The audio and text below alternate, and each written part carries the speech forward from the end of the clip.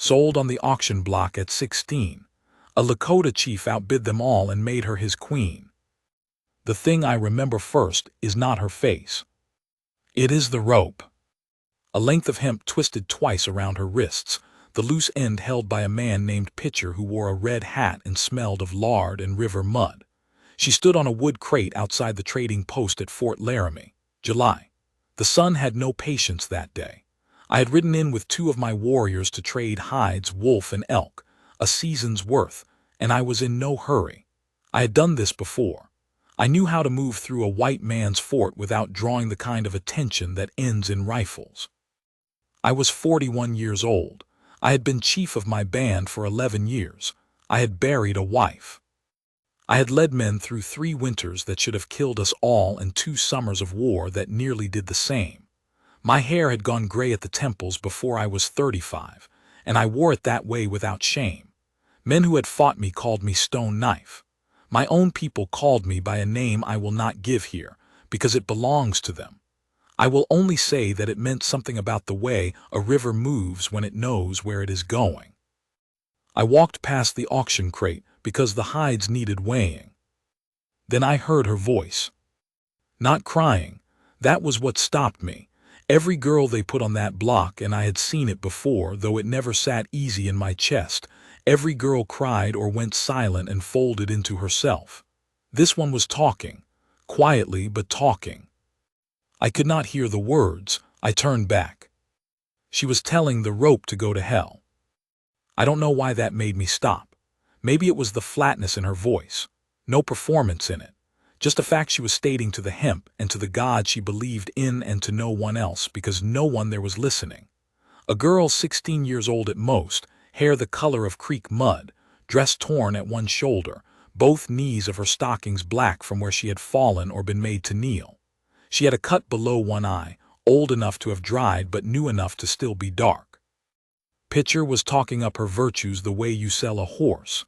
Young, healthy, strong-backed, no family to come looking. That last part he said like it was a selling point. Like the fact that she had no one in the world was something a man should be glad of. There were 4 men bidding.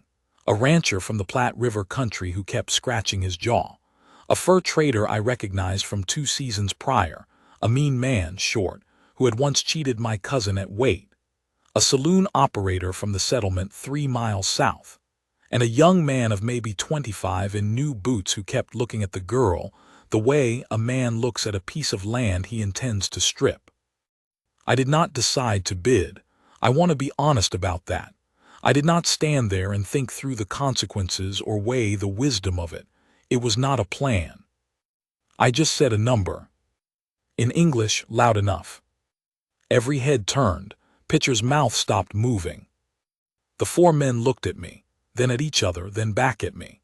I was dressed for trade, not in war paint, not in ceremony, but I am a large man and I was standing straight and my 2 warriors, Elk Running and Cord, were flanking me without having been asked to, because they knew me and they knew what the set of my shoulders meant. The rancher bid higher. I bid higher than that. The fur trader went once more. I let him have a moment of hope. Then I said a number that made Pitcher take off his red hat and look at it. Nobody else bid. She was watching me the whole time, not with gratitude, I want to be clear about that. She didn't know me. She didn't know what I intended. For all she knew, I was another version of the same nightmare in a different skin. She watched me the way a cornered animal watches the thing that stopped the other animals. Still cornered, still uncertain, not yet sure whether the new development is better or worse. I paid Pitcher in silver. I cut the rope at her wrists myself with my knife, which I returned to its sheath in the same motion slowly, so she could see exactly what I was doing and what I was not doing. Then I said to her in English, and my English was good, better than most of those men's, because I had spent 2 years at a mission school before I understood what they were trying to make me forget, and I had kept the language and discarded the lesson. I said, "You are not a possession. You will not be treated as one.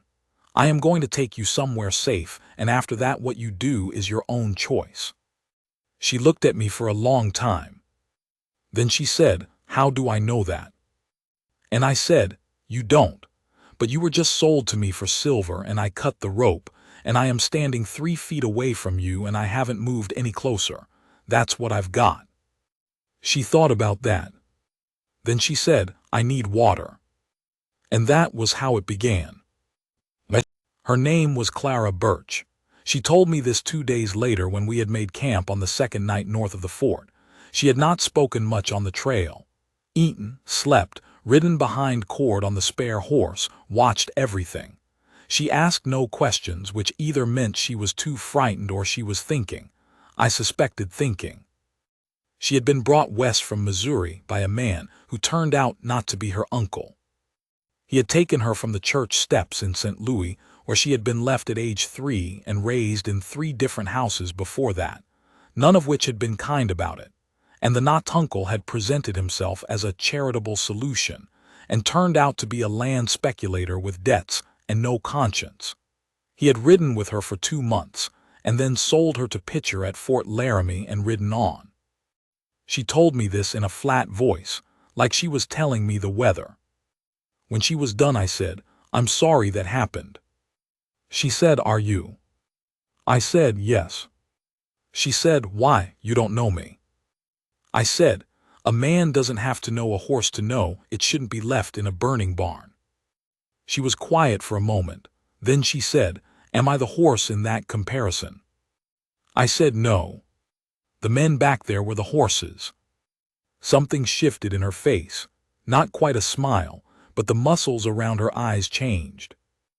I made my camp 4 fires distance from hers those first weeks. Not across the camp. That would have been an insult to her intelligence, a performance of safety rather than the thing itself. 4 fires distance meant she could reach me in 30 seconds if she screamed, and I could reach her in 30 seconds if she screamed, and in between there was enough space that she could breathe without me in it. My grandmother had taught me this. She said, "You earn a frightened creature's trust by making the space around them larger, not by filling it." The women in my band, and there were 7 families then, 23 people in total, they did not know what to make of Clara Birch at first. My sister, too, Hawk's wife, who ran the camp the way a river runs a canyon, came to me the 3rd morning and said, "What is this?" I said, "A person who needed a different situation." Hawk's wife looked at me with the look she had been giving me since we were children, which was the look that meant, "I know there is more to this, and I am going to find it out one way or another, so you might as well tell me." I said, "She was being auctioned at the fort. I bought her and brought her here so that she would not be someone's property." Hawk's wife was quiet for a moment. Then she said, "So now she is your property?" I said, "No."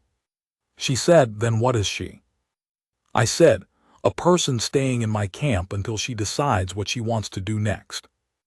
Hawk's wife went away and came back 20 minutes later with a clean dress and a bowl of stew, and sat down next to Clara and introduced herself, and that was that. My sister has always been better at this than me.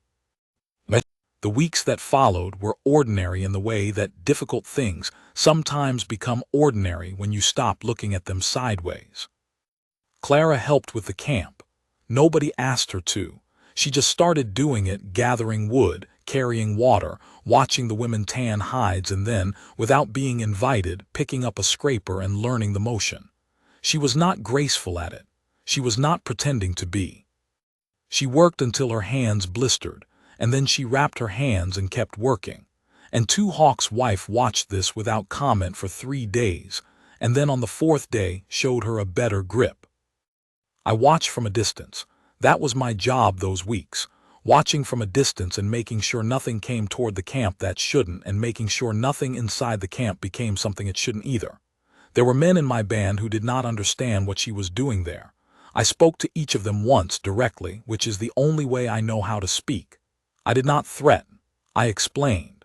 She is here because I brought her here. She is a person in this camp, and she will be treated as one. That is the end of the discussion. The watching from a distance was not as simple as I am making it sound. A chief does not have the luxury of private thoughts, or if he has them, He does not have them for long.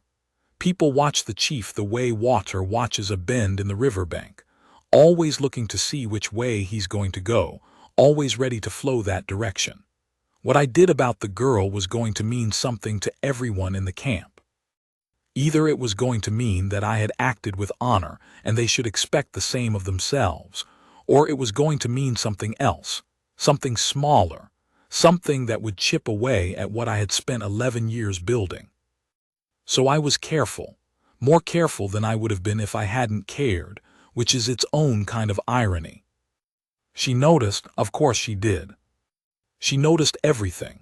One afternoon in the second week she came to where I was working, repairing a horse's bridle, sitting outside, the sun halfway down, and she sat down a few feet away and said, "You're being very deliberate about not looking at me."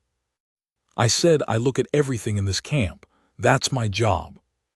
She said, "You look at me like you're deciding something." I said, "I decided everything that needed deciding at Fort Laramie." She was quiet a moment, then she said, "What did you decide?"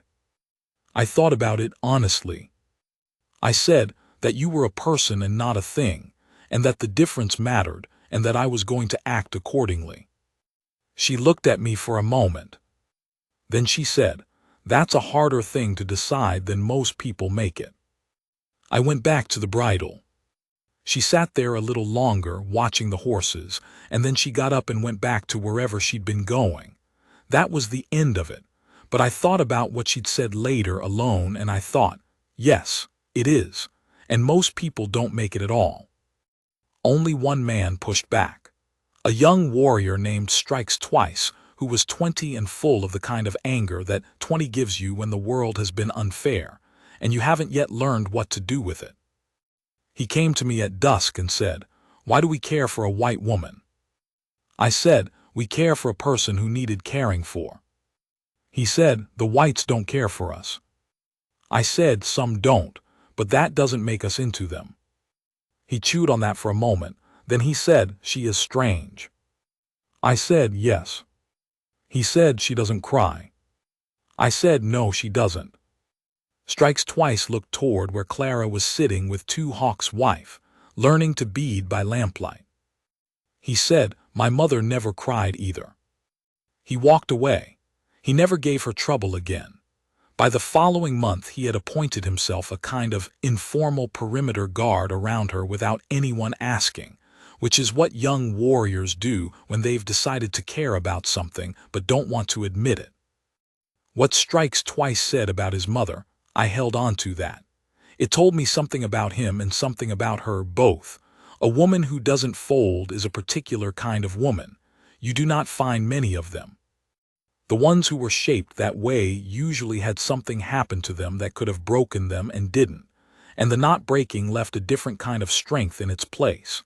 Not the softness of someone who has never been tested. The hardness of someone who has been tested and found out they were made of something that held. I had seen it in Strikes Twice's mother, who was my cousin's wife, a woman who had buried 2 sons in one winter and kept going. I had seen it in my grandmother, who had walked through 3 floods and 4 failed harvests and never once spoke of it as suffering.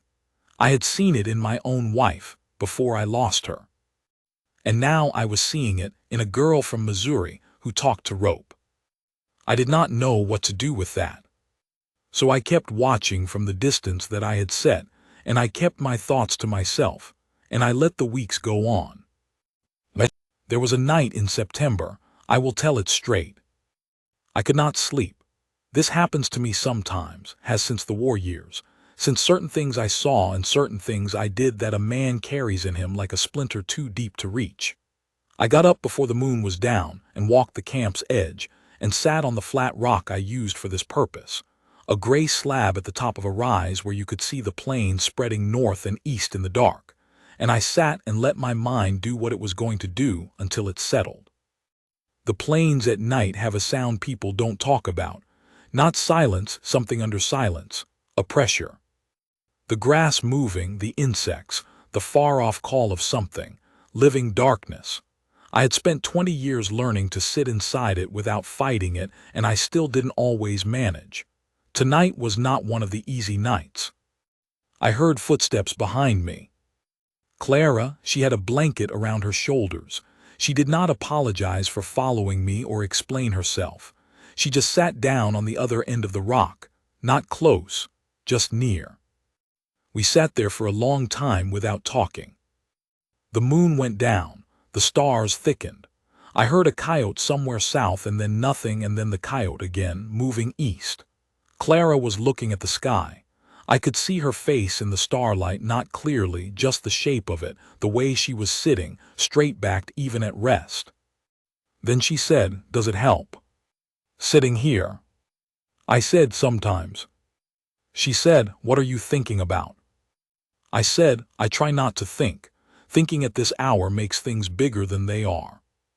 She said, "What do you do instead?" I said, "I watch the dark until I remember that it's just dark." She was quiet for a moment. Then she said, "I was thinking about Missouri. I don't even like Missouri. I don't know why I keep thinking about it." I said, "Because it's the last place that was yours, even if it wasn't good." She turned and looked at me. The moon was low enough that I could see her face and she could see mine. She said, "How do you know things like that?" I said, "I lost my home once.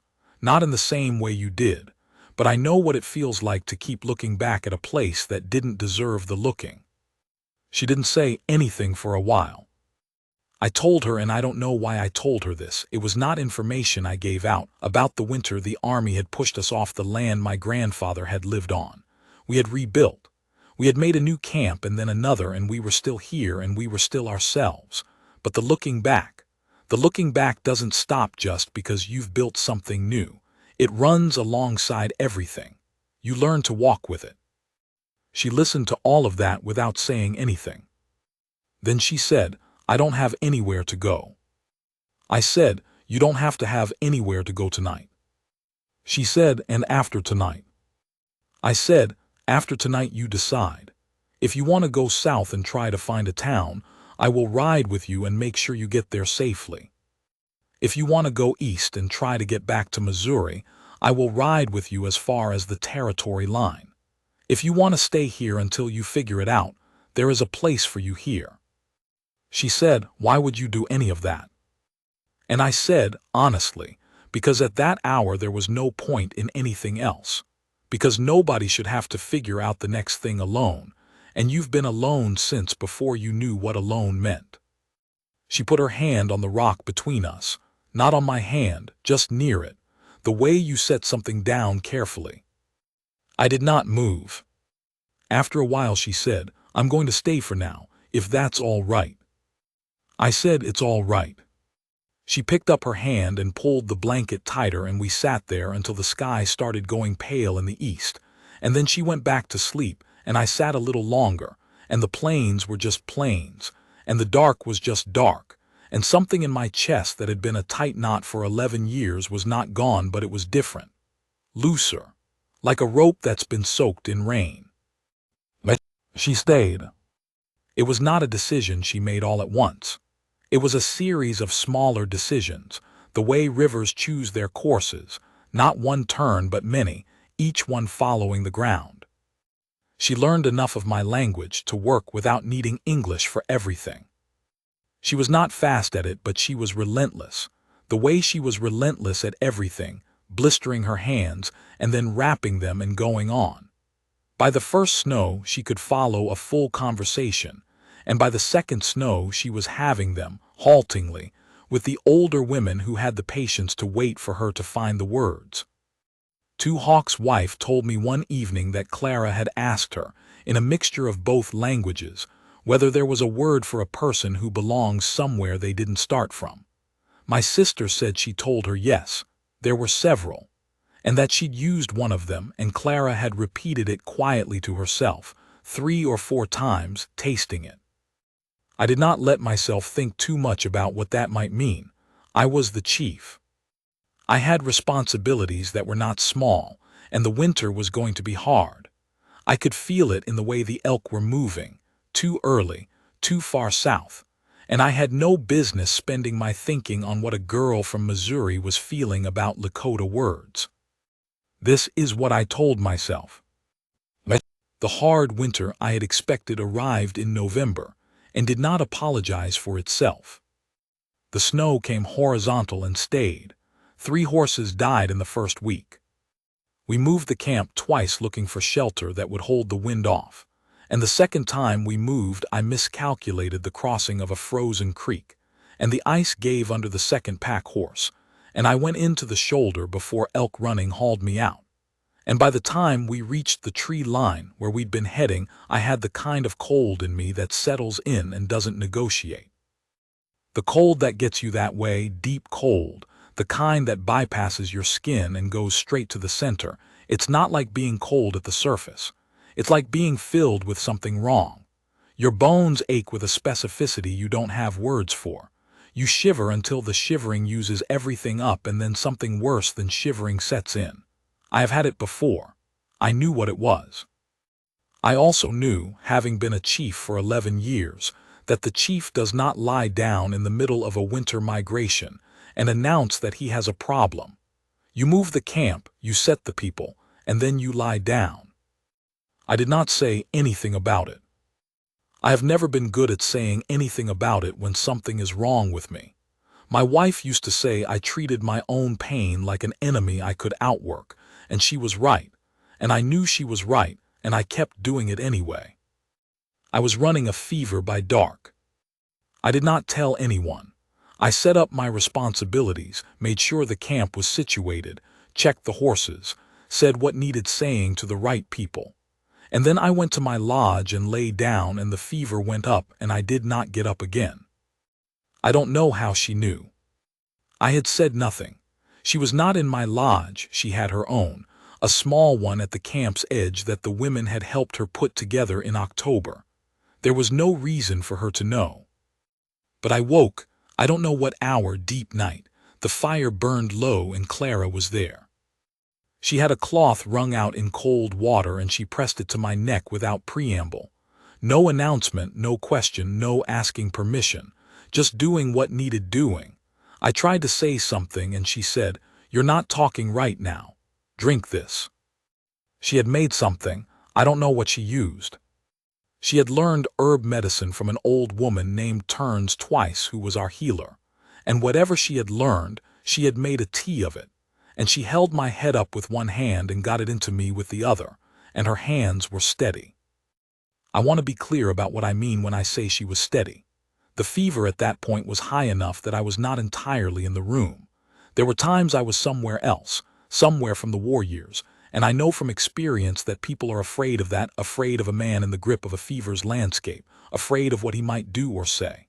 Clara was not afraid. When I came back from those places, she was still there, cloth and tea in her hand on my shoulder, and she said, "You're here. Just stay here." She said it the way you say a thing to a frightened horse.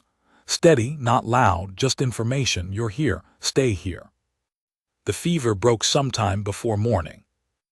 I remember coming back into myself slowly, like walking up out of deep water, the cold cloth, the smell of the tea, the sound of the fire, and her sitting against the lodge pole with her knees up and her eyes closed, not asleep, just resting.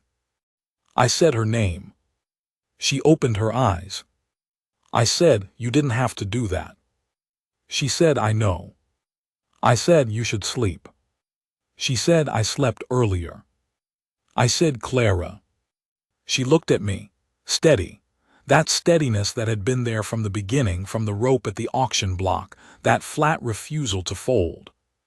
She said, "You sat with me on the rock in September. Don't make it strange." I didn't say anything. She said, "You're going to be all right. The fever broke. Drink the rest of that." I drank it.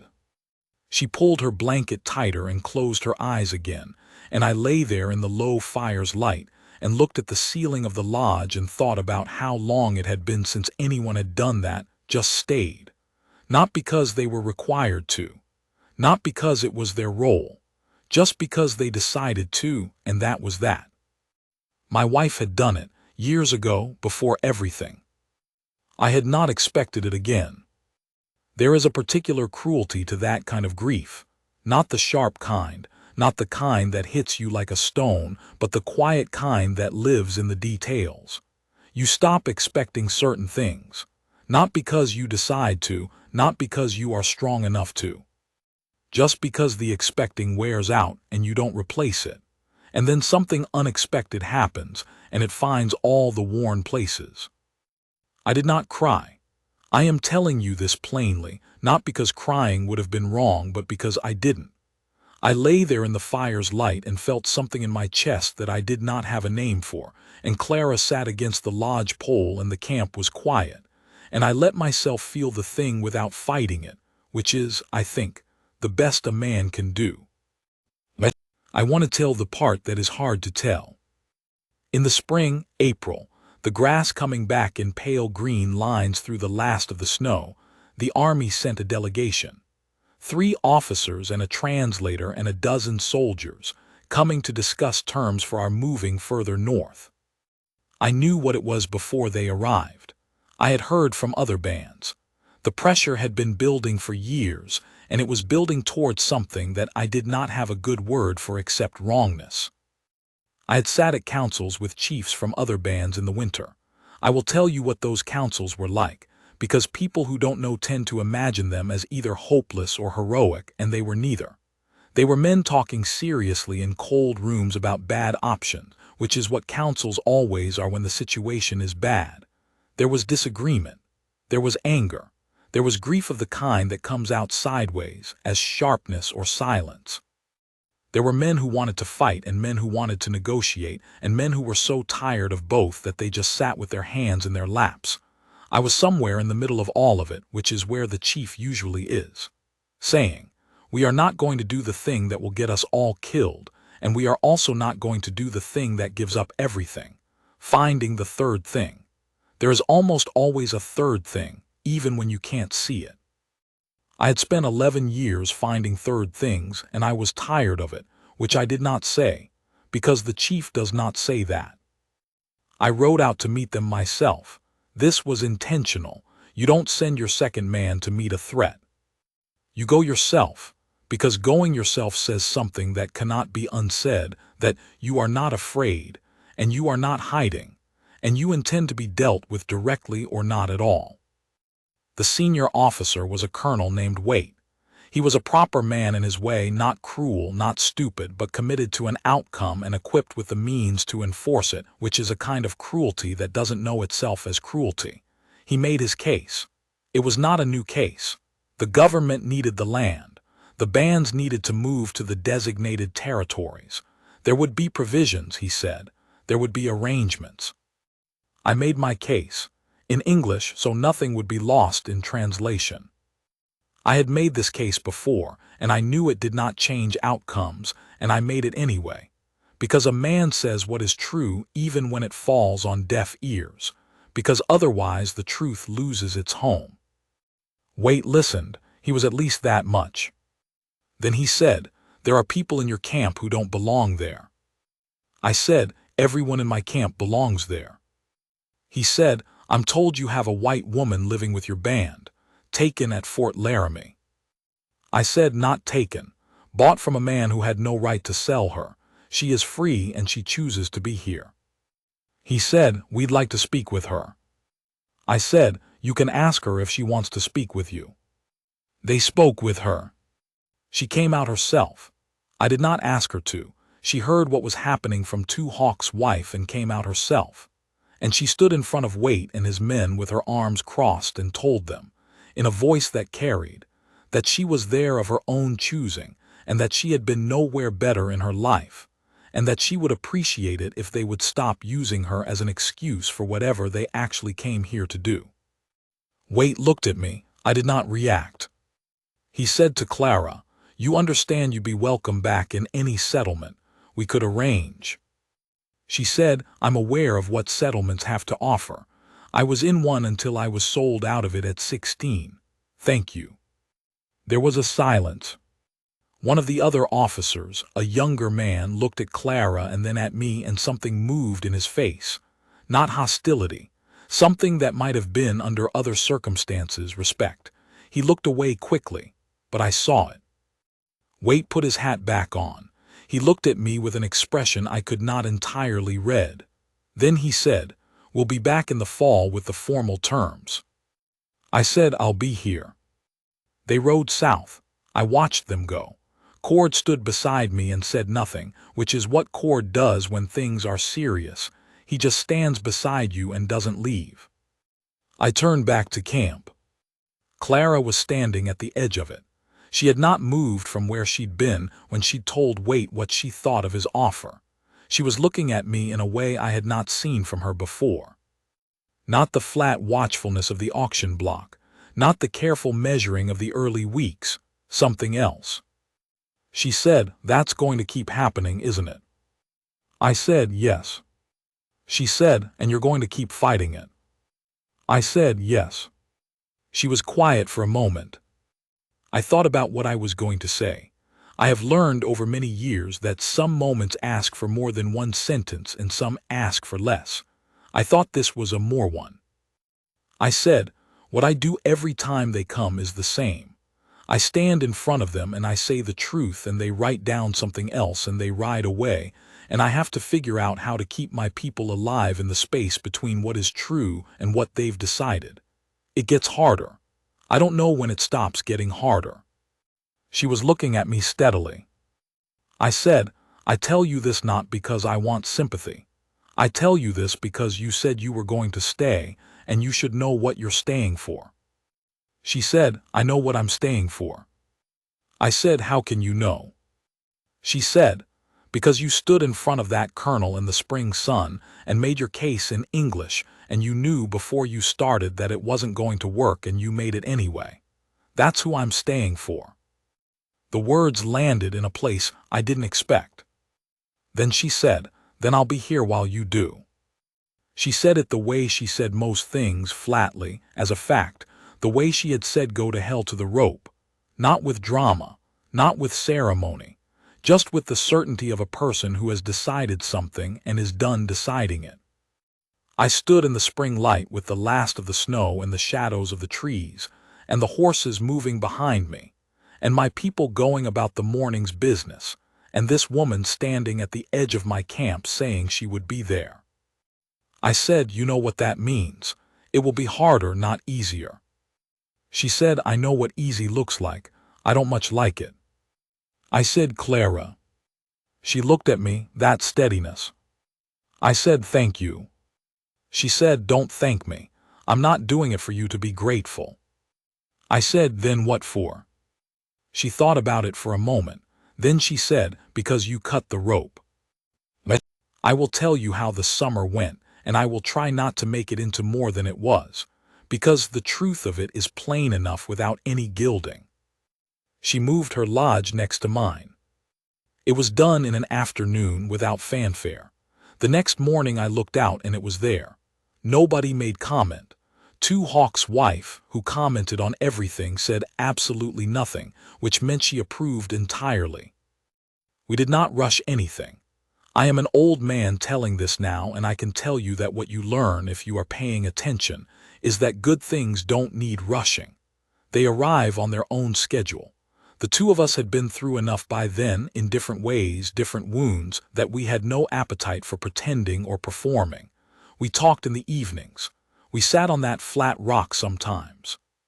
She learned more of my language, and I heard my own language differently when she spoke it, carefully, the way you use a tool you respect. She told me about Missouri in pieces. Not with self-pity, she didn't have that quality in her, or if she'd had it the road west had knocked it out. She told it the way she told everything, like a woman reporting the weather in a country she'd come through. Matter of fact, this happened and then this and then this. The Natunkel, the church steps, the 3 houses, she said, none of them were mean exactly. They were just absent, like I was furniture they'd agreed to store. I said, that is its own kind of mean. She said, I suppose it is. I told her about my wife, about the winters, about the war, about the things I had done that I was not proud of, and the things I had done that I had no choice about, and the things I still was not entirely sure which category they belonged to. She listened to all of it. She did not offer easy comfort. She didn't say things would be all right or that I had done what I had to. She just listened, and when I was done she said, "You've been carrying all that alone for a long time." I said, "A chief doesn't." She said, "I didn't say chief, I said you." I stopped. She said, "You can put some of it down. I'm not going to tell anyone." I looked at her in the evening light.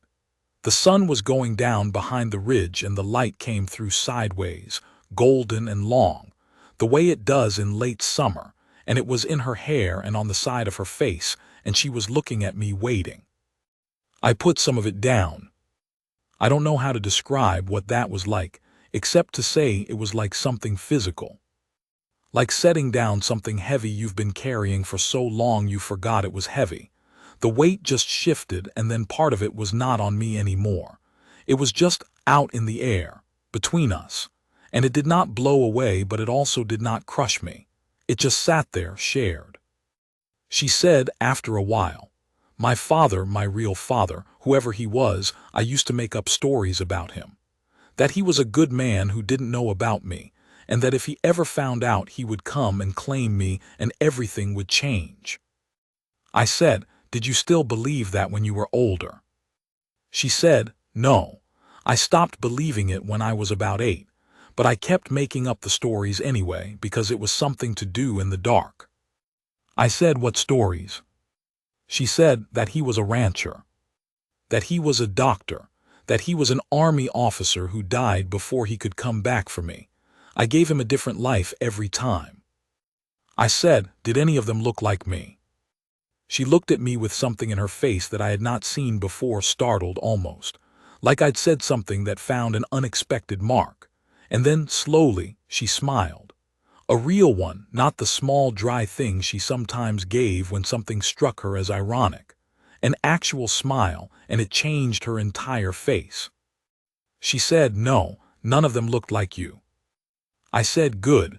I don't want to be someone's story." She said, "You're not, you're right here." In the fall she told me she wanted to marry. She said it directly, which I should have expected, because she did everything directly. She said, "I'm not asking because I have nowhere else to go. I have a place here now. I could stay here without it. I'm asking because I want to." I said, "I'm 42 years old. My hair is half gray." She said, "I can see that." I said, "The army is going to make things difficult. The whites in the settlements will have things to say."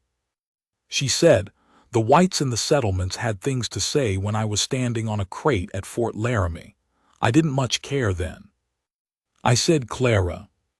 She said, "You said you've been alone since before you knew what alone meant." I said that about you." She said, "You were also talking about yourself." I was quiet. She said, "Well." I said, "Yes, I want that too. I have wanted that since September, and I've been trying to talk myself out of it, because a chief should not want things that make his job harder."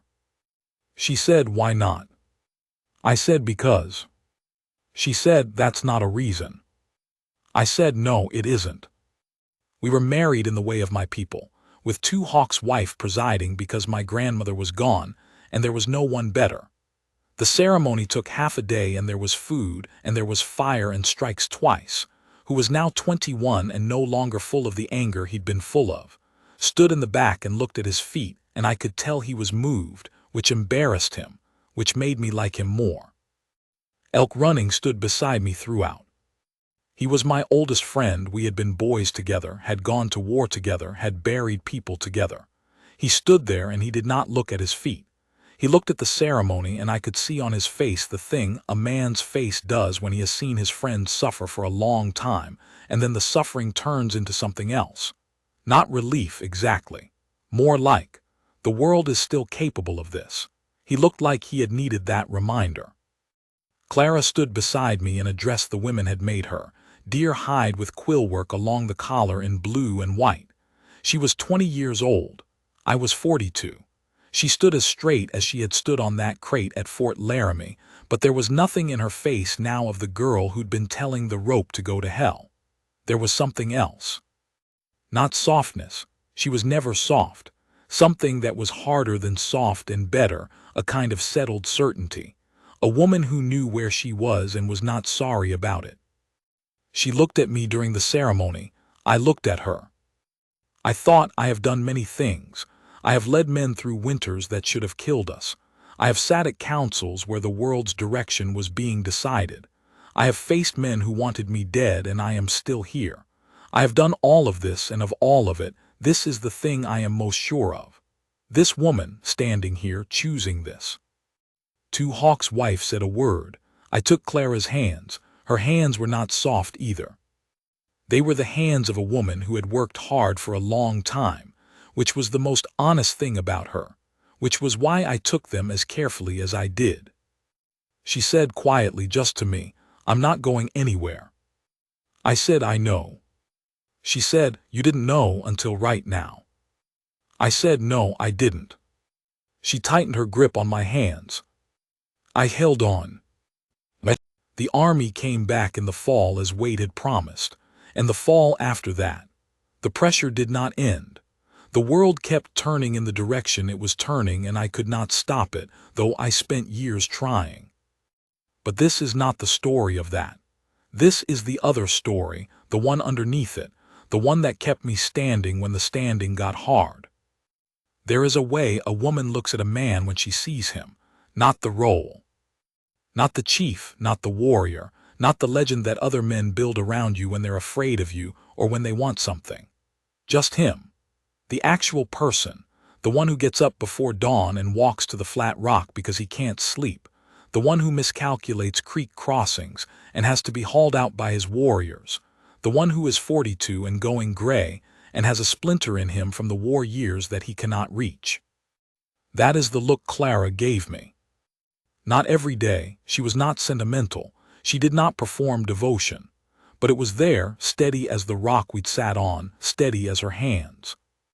There is a particular morning I come back to, not because anything large happened, because nothing large happened. It was early spring, maybe 2 years after the wedding. I was outside before light, as I always am, and the camp was still. The fire from the night before was just coals. The horses were quiet. The sky to the east was just starting to go pale, that first change before you can call it dawn. Clara came out of our lodge and stood beside me. She did not say anything. She had her blanket, and her breath made small clouds in the cold. She looked east where I was looking. After a while she said, "What do you see?" I said, "The plains." She said, "What else?" I thought about it. Then I said, "Home." She put her hand through my arm, not dramatically, the way you do a thing that you've done many times and expect to keep doing. She leaned a little into my side and looked at the same plains I was looking at, and her breath made small clouds beside mine in the morning cold. That is where I will leave it. An old man and a good woman watching the same light come up, and neither of them sorry.